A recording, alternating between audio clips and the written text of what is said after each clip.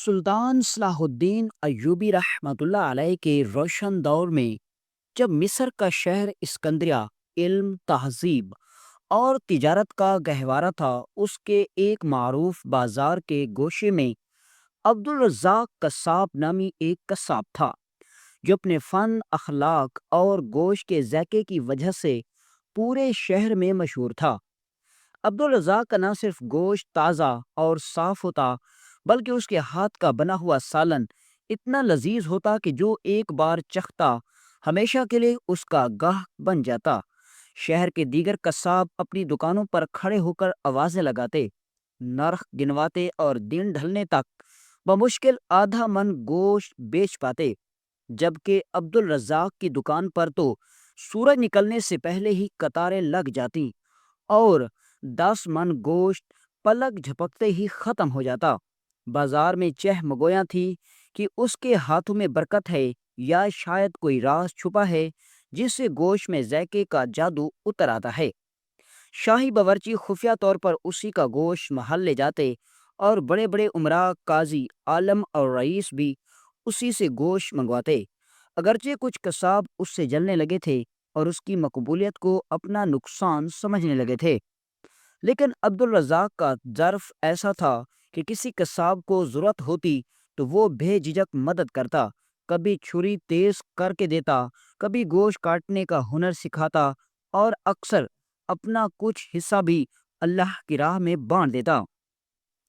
وہ کہتا تھا، ذائقہ میرے ہاتھ سے نہیں، اس ذات کے کرم سے ہے جس نے رزق کا وعدہ فرمایا ہے۔ مگر بازار میں بڑھتی یہ شہرت کچھ دلوں میں حسد کے بیج بھی بو رہی تھی اور اسکندریہ کی پرسکون فضا میں ایک ہلکی سی بے چینی جنم لینے لگی تھی۔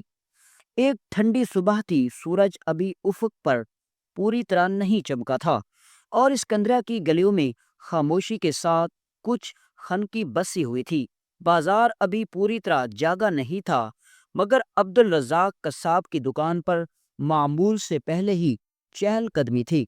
آج اس نے ایک تندرست موٹا تازہ اونٹ ذبح کیا تھا جس کا گوشت لکڑی کے بنے پھٹے پر بڑے سلیقے سے کاٹ کر اپنے مخصوص انداز میں گاہکوں کو دے رہا تھا۔ اس کے ہاتھ تیزی سے چل رہے تھے، چاقو کی دھار گوشت میں اترتی اور لمبی قطار میں کھڑے لوگ بے صبری سے اپنے حصے کا انتظار کرتے۔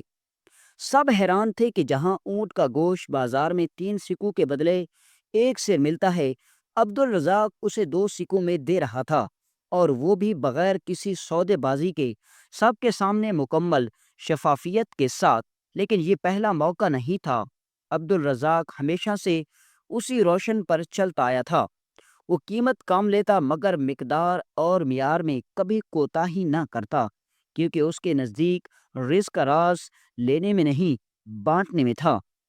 اس دن بھی وہ معمول کے مطابق کام کر رہا تھا، رقم وصول کر کے برابر میں رکھے لکڑی کے گلے میں ڈال رہا تھا، جب اچانک اس کی نظر دکان سے تھوڑا سا فاصلے پر کھڑے ایک سوکھے بوسیدہ درخت کے پاس جا ٹھہری۔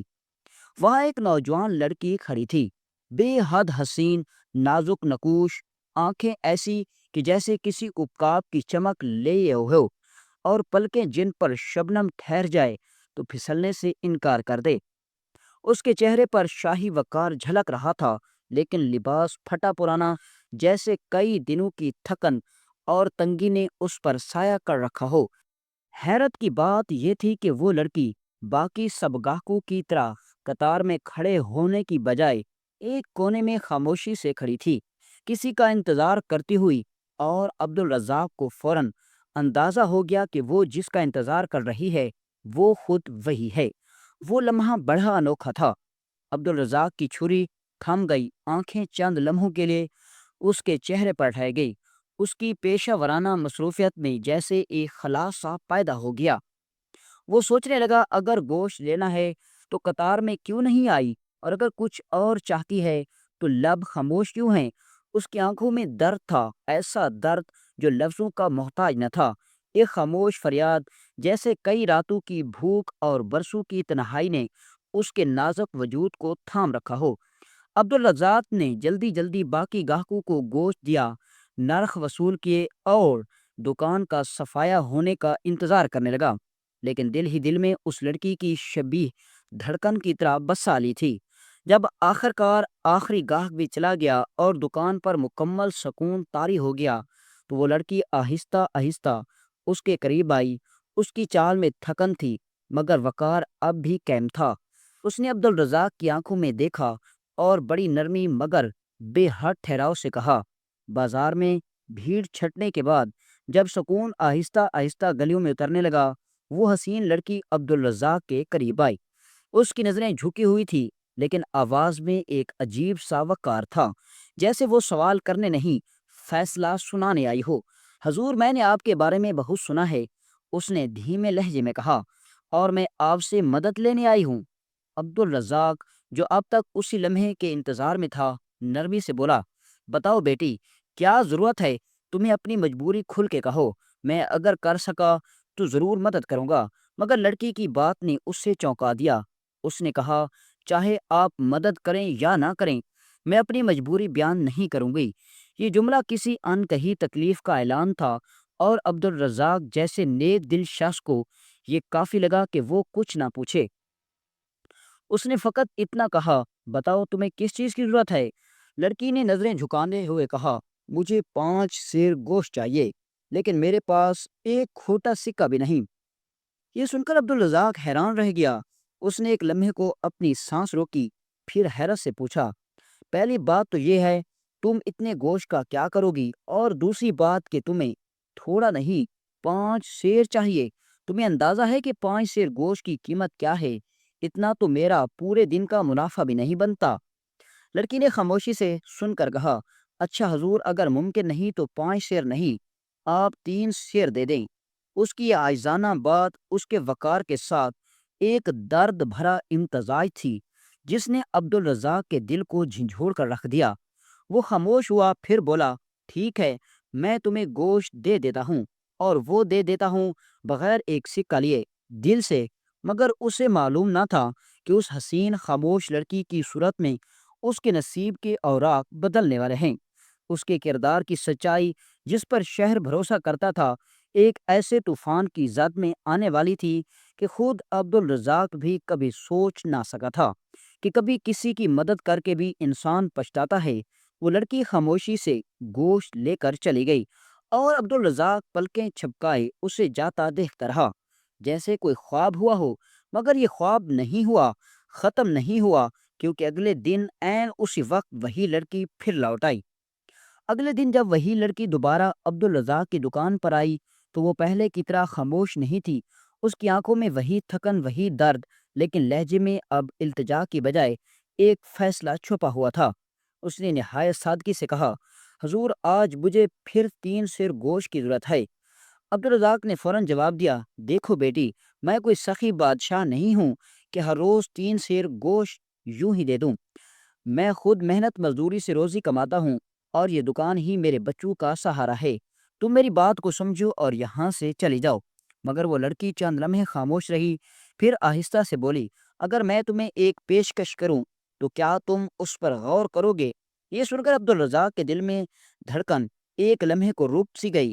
وہ حیرت اور بے یقینی سے اس لڑکی کو دیکھنے لگا، جو خوبصورتی میں کم نہ تھی، مگر اس کی آنکھوں میں معصومیت اور مجبوریاں ایسی تھی کہ جیسے کسی گہری کھائی سے صدائیں آ رہی ہوں۔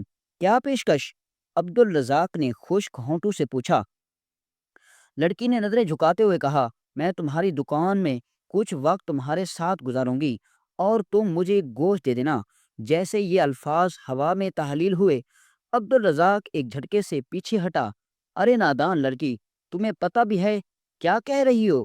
میں شادی شدہ ہوں، میرے اپنے بچے ہیں، میرا نام ہے اس بازار میں۔ لڑکی نے دھیمی آواز میں جواب دیا، مجھے معلوم ہے حضور، میں ایسی لڑکی نہیں ہوں، میں یہ سب مجبوری میں کر رہی ہوں، لیکن میری مجبوری یہ ہے کہ میں تمہیں اپنی حالت نہیں بتا سکتی۔ بس چلی جاتی ہوں، لیکن تم ضرور سوچنا۔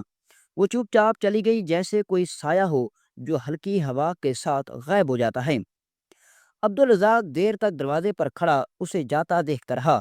دن بھر وہ بے چین رہا، نہ کسی گاہک سے دل لگا، نہ گوشت کی ترازو سیدھی رہی۔ اور جب شام کو وہ گھر پہنچا تو اس کی بیوی نے فوراً محسوس کیا کہ کچھ بدلا ہے۔ کیا ہوا عبد الرزاق؟ تم تو ہمیشہ مطمئن اور حشاش بشاط آشے تھے، آج تمہاری آنکھیں الجھنوں سے بھری ہوئی ہیں۔ مگر عبد الرزاق کچھ نہ بولا۔ رات ہوئی تو وہ بستر پر کروٹیں بدلتا رہا، سوتا تو سوتا کیسے؟ اس کے کانوں میں وہی لڑکی آواز گونج رہی، میں یہ سب مجبوری میں کر رہی ہوں۔ اور اس کے دل میں ایک نیا دشمن جاگ چکا تھا، شیطان، جو اسے وسوسے دے رہا تھا۔ وہ لڑکی کتنی خوبصورت ہے، اس نے خود تمہارے سامنے پیشکش رکھی ہے، تمہیں صرف لمحوں کا فائدہ چاہیے اور بدلے میں کچھ گوشت۔ تمہارے گھر میں کون سی ایسی چیز ہے جو اس جیسی ہو؟ اس جیسا حسن، وہ جیسا لمس، کیا تم اس لمس کے لیے خود کو روک پاؤ گے؟ عبد الرزاق، جو ہمیشہ نیکی، سخاوت اور انصاف کی مثال رہا تھا، آج اپنی اندر پہلی بار ایک جنگ محسوس کر رہا تھا، نیکی اور نفس کی جنگ۔ اور اسے اندازہ بھی نہ تھا کہ اگلی صبح اس کے فیصلے پر صرف اس کی نہیں، کئی زندگیوں کی تقدیر کا دار و مدار ہوگا۔ جب صبح کا سورج مصر کے آسمان پر سنہری داریاں بکھیرنے لگا تو عبد الرزاق نے دل میں ایک فیصلہ کر لیا۔ وہ آج خاموش نہیں رہے گا، آج وہ اس راز کے پیچھے جائے گا جو کئی دنوں سے اس کی نیندیں چھین چکا تھا۔ وہ حسین لڑکی، وہی تھکن زدہ مگر پرعزم چال، آج پھر اس کی دکان پر آئی۔